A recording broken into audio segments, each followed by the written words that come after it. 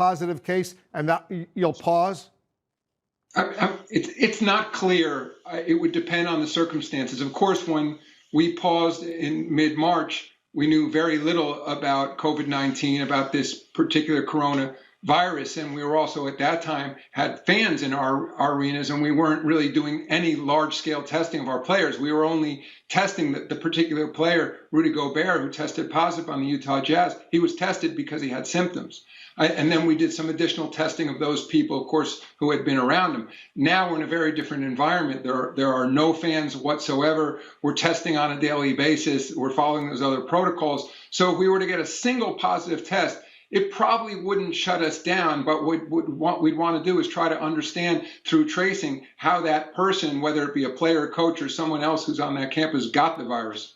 How many positive cases do you think it would take for, let's say, all the teams, all the NBA teams who are playing down in Florida to pause the season again?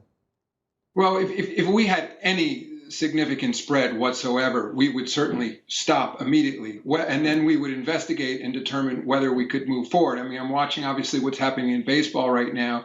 They have a group of infections on one particular team. They've paused that team, and as far as I understand it, they intend to continue on with their season. I'm sure they're undergoing the same analysis we would and try to figure out where the spread is coming from and whether their protocols are working. Have you had conversations with the other major sports commissioners, for example, Major League Baseball, to get lessons from them, lessons from you? Baseball, Major League Baseball right now seems to be in huge trouble. They're not playing in a bubble like you guys are.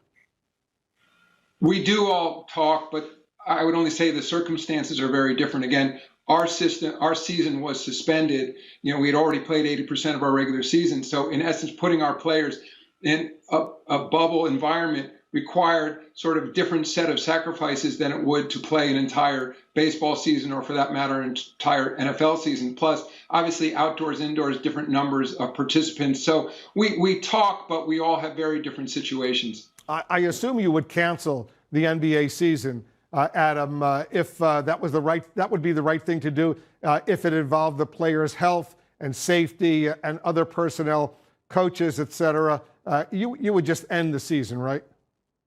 No question. In fact, that's what we did on March 11th. As you said earlier, we had a single positive case, and we stopped the season that night. And so we haven't been playing, for roughly 4 months.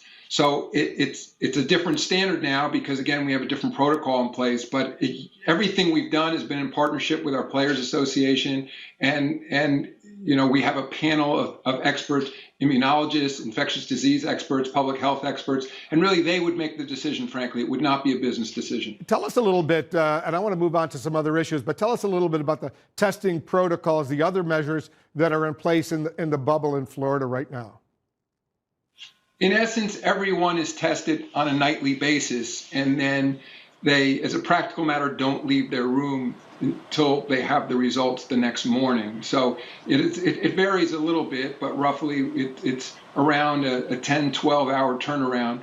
We're also experimenting with some point-of-care testing. It's one of the things our experts are working with down there, and that is to increase the amount of tests available just not only in this community, but nationally. There's a bunch of now new companies that have, in essence, 20-minute tests that don't need to go to a lab, are all self-contained. And so in addition to the PCR overnight test, the traditional ones which require swabbing, in our case of nose and throat, we also have these other tests that we're just introducing now. We can use those if we get a positive test to quickly check others. We can use those for visitors who come in onto our campus but don't have access to the players, maybe just at a single point in the arena. So that's the type of testing we're undergoing, but we're rigorous about our other protocols. Everyone, other than when guys have to take those masks off when they're playing basketball, masks are required at all times on the campus, and we keep people physically distant in any way we can possible in terms of when eating arrangements, outdoor activities. It's all the things that the doctors on your network are constantly recommending. What sort of consequences will there be? And there will be these certain players. What will they face if they sneak out of the so-called bubble or break the rules that you have in place, which are very strict rules?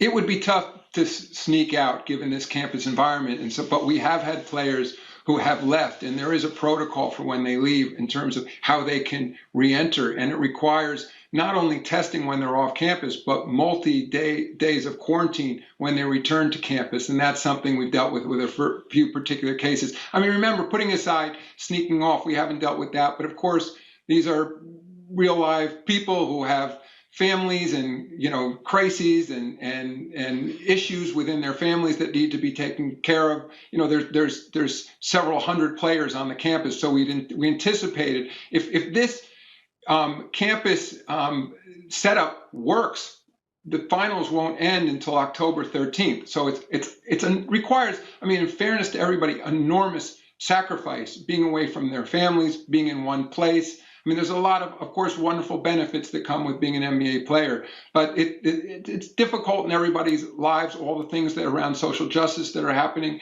around the communities in our country. So we recognize that there may be times when they have to leave, but it's health and safety first. So whatever the reason is, we still have to follow a certain protocol to bring them back. We all remember at the start of this, Rudy Gobert of the Utah Jazz, he made light of the virus. And now you have Denver Nuggets forward Michael Porter Jr. saying the pandemic, in his word, is overblown, being used to, quote, control the masses. Does that attitude potentially endanger him and his teammates? It's unfortunate that he said that. I would only say in our league, we have 450 players. Guys are young, occasionally going to say silly things. I think most people quickly dismiss that comment.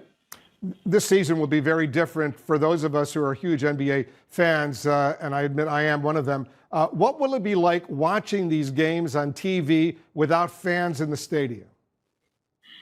We've had a few scrimmage games so far, so we have a sense of it. It's a very different experience. It's obviously very different for the players, and it's different for the fans watching at home. In this sport, like a lot of others, there's that home court advantage, that six man. It's sort of the roar of the crowd, the boos of the crowd. We're trying to replicate that to a certain extent without just like piping in obvious crowd noise. We have a partnership with Microsoft. They have a product called Teams with this together mode where you actually have fans up on arena screens on the sidelines who are at home and watching with their friends and others and talking about the game. So, and you can see their images courtside.